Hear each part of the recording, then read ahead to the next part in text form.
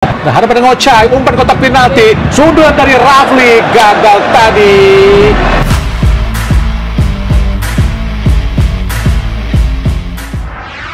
Kegesalan Sintayong usai skuad Garuda tersingkir, suara netizen plus 62 terbelah.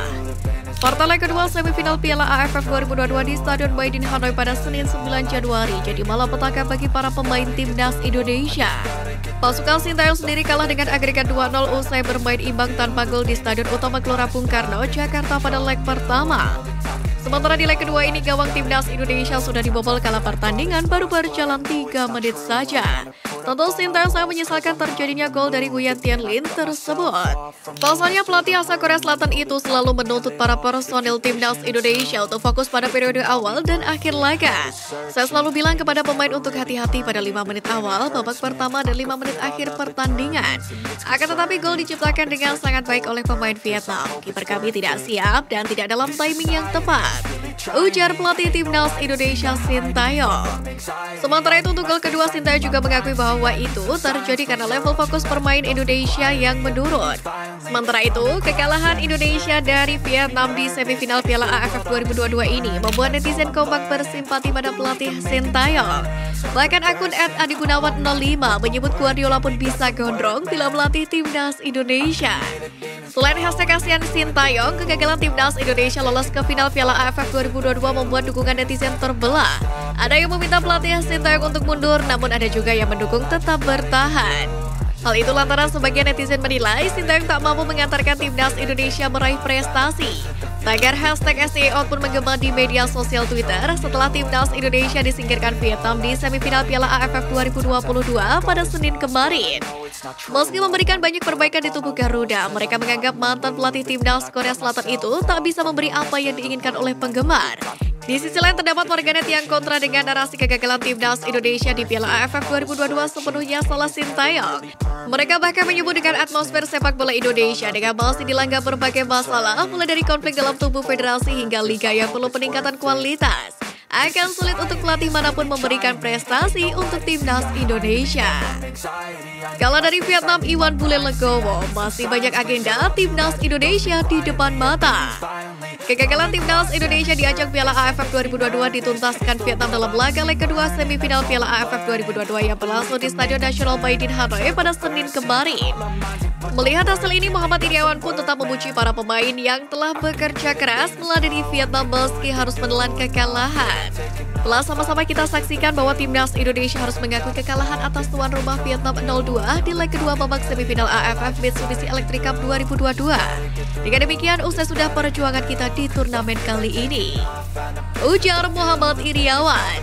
Menurutnya, tim asuhan Sintayong selama main telah tampil luar biasa ngotot. Namun Iwan Bule pun mengatakan tim Merah Putih harus mengakui keunggulan tim yang saat ini berada di ranking 94 FIFA itu. Iwan Bule menyinggung ranking timnas Vietnam saat ini memang jauh dari timnas Indonesia. Secara tidak langsung, Iwan Bule pun mengakui bahwa Vietnam memang berada di level atas dibandingkan Indonesia. Lebih lanjut lagi, Iwan Bule paham betul bahwa masyarakat pastinya kecewa dengan hasil ini. Namun ia mengingatkan bahwa kekalahan timnas Indonesia ini bisa menjadi pelajaran berharga. Hal ini karena skuad Garuda masih senantiasa berproses sehingga kekalahan ini bakal membuat tim lebih baik ke depan. Usai perjuangan timnas Indonesia berakhir di Piala AFF 2022 ini, masih ada agenda ke depan yang harus dilakukan oleh Sintayong. Sedangkan Sintayong bersama dengan timnas Indonesia U20 akan tampil di Piala Asia U20 2023. Piala Asia U20 2023 sendiri rencananya akan digelar pada 1 hingga 18 Maret 2023 di Uzbekistan. Timnas Indonesia sendiri tergabung ke dalam grup A bersama dengan tuan rumah Uzbekistan, Irak, dan Suriah. Selanjutnya, Sintayong sendiri akan berjuang bersama timnas U23 Indonesia di SEA Games 2023 Kamboja. Hanya saja pada ajang ini, Sintayong menunjuk Nova Arianto untuk menjadi kepala pelatihnya. Pasalnya, SEA Games 2023 bentrok dengan Piala Dunia U20 2023 yang digelar di Indonesia. Usai Piala Dunia U20 2023 berakhir, Sintayong pun langsung dihadapi oleh Piala Asia 2023. Timnas Indonesia lolos ke Piala Asia 2023 yang akan digelar di Uzbekistan pada 16 Juni sampai dengan 16 Juli 2023. Timnas Indonesia disebut banyak drama, permainan Asnawi jadi sorotan. Sosok Duan Van Hao jadi salah satu pemain yang paling disoroti pecinta sepak bola Asia Tenggara selama gelaran Piala AFF edisi kali ini. Pasalnya penampilan selama ini kerap diselimuti kontroversi kala mengawal sisi kiri pertahanan Vietnam, termasuk saat menghadapi timnas Indonesia pada babak semifinal. Aksi brutalnya di leg pertama kontan memicu perhatian khusus dari para pemain timnas Indonesia di leg kedua di Stadion Maidin Hanoi pada Senin malam kemarin. Sejak awal aksi, pemain nomor punggung 5 ini pun banyak diincar oleh banyak pemain timnas Indonesia. Duan Van Hao sempat tertangkap kamera melakukan pelanggaran kepada Asnawi Mangkualam pada akhir babak pertama yang memicu kekesalan para pemain timnas Indonesia. Akibat perbuatannya, ia pun akhirnya harus menerima kartu kuning atas tindakannya tersebut dari wasit. Memasuki babak kedua, tindakan Duan Van Hao semakin diincar oleh para pemain timnas Indonesia.